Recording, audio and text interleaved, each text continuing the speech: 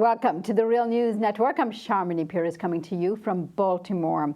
On Wednesday, October 19th, over 1,000 Seattle teachers will come out in support of Black Lives Matter movement by wearing Black Lives Matter t-shirts to school, and some of them will be teaching classes about institutional racism. Joining us now from Seattle to discuss all of this is Jesse Hagopian. Jesse teaches history at Garfield High and is the Black Student Union advisor at the school, the site of the 2013 historic boycott of MAP, the Measurement Aptitude Progress Test.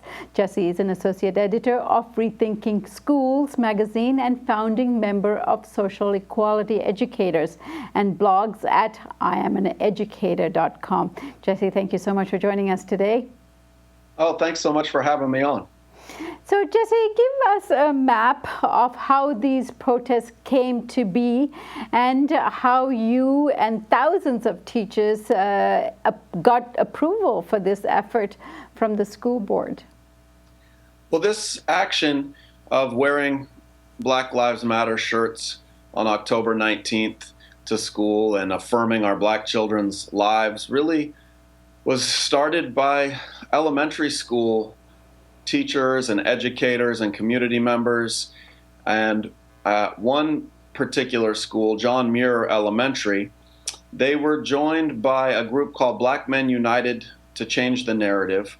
And the idea was that beginning of the school year, there would be many Black community members and families out front of the school high-fiving students and celebrating them as they came into school.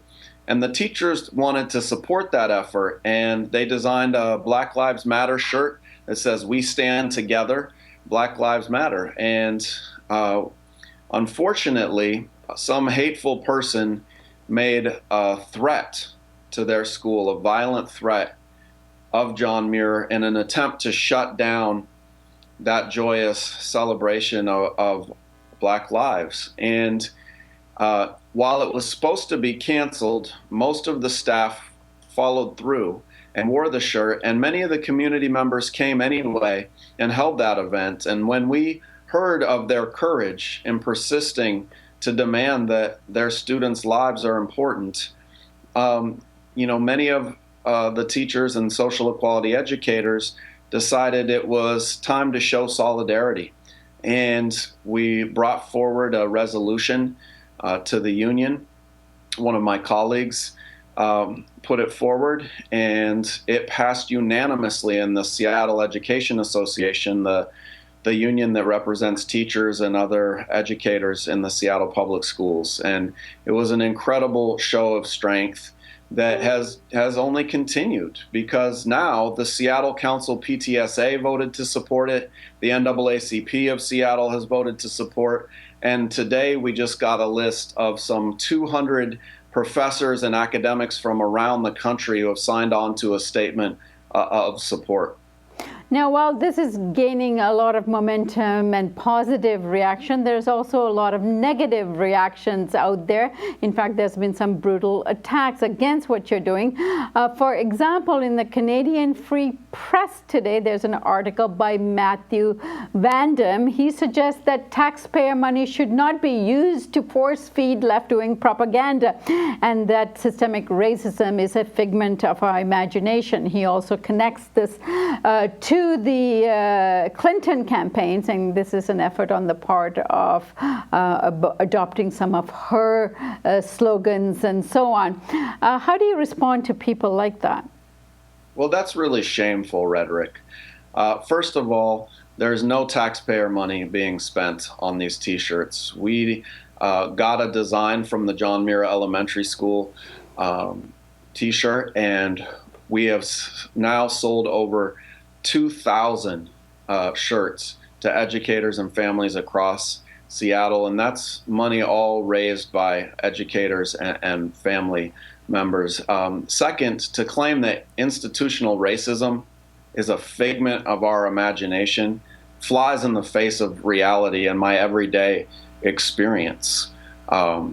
You can just look at the statistics in the Seattle public schools to understand why we need to declare that Black Lives Matter, because in our schools, Black students are suspended at 4 times the rate of white students for the very same infractions, right? That's what institutional racism looks like in our school system. In our school system, we have a deeply segregated school system where Black students are not represented in our higher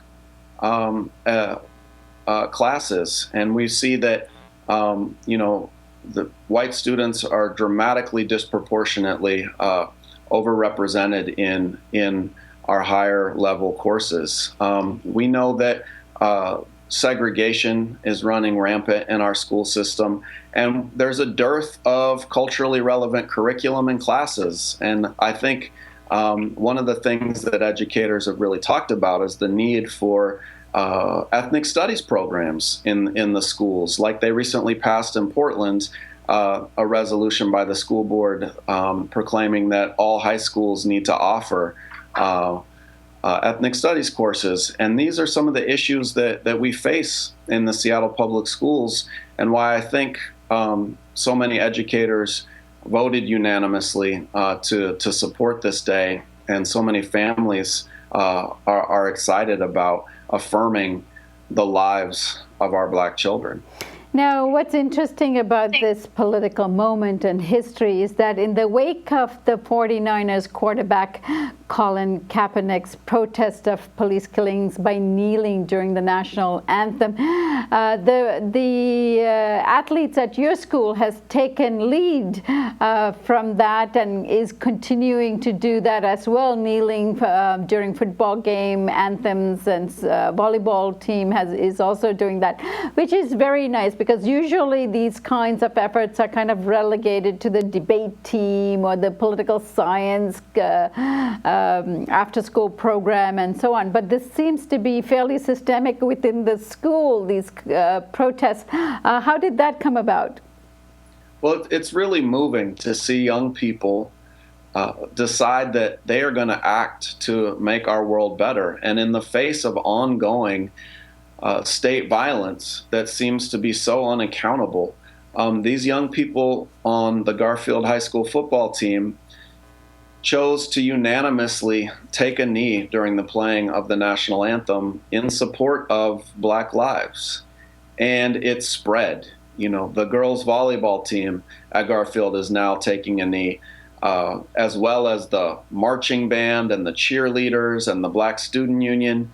And rarely do you see all those disparate groups come together in common cause, but in a cause this important, you're seeing, I think, a new social movement in the Seattle public schools, but really across the country, with more and more high school students demanding to be heard and demanding that Black Lives Matter in a myriad of different approaches, whether it's on the football field or it's in the schools or at rallies. People have had enough with the institutional racism they're seeing all over society, and it's really exciting. And I must remind viewers that Jesse Hagopian was brutally pepper sprayed during a protest of Martin Luther King Day. It's actually not a protest, a day of celebration and action that took place. And so you're the right person to be spearheading this kind of a campaign. Are you expecting or feeling any resistance from the community at all in terms of this day of action coming up? Well, we've seen different hit pieces like the one you previously mentioned. And we know that there are folks around the country who have sent in hateful statements or threats to our school district.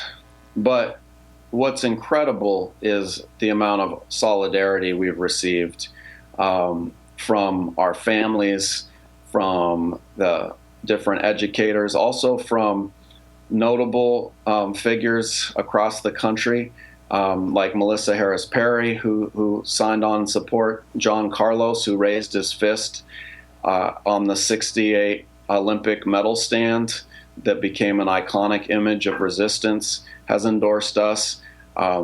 Seattle Seahawk Michael Bennett wants to come to our evening of celebration of Black Lives at School that we're doing on Wednesday, the October 19th after school, holding a big forum show and rally to talk about what we mean by Black Lives Matter at school. So that's been really exciting.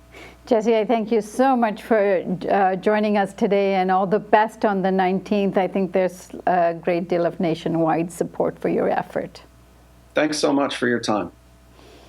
And thank you for joining us on the Real News Network.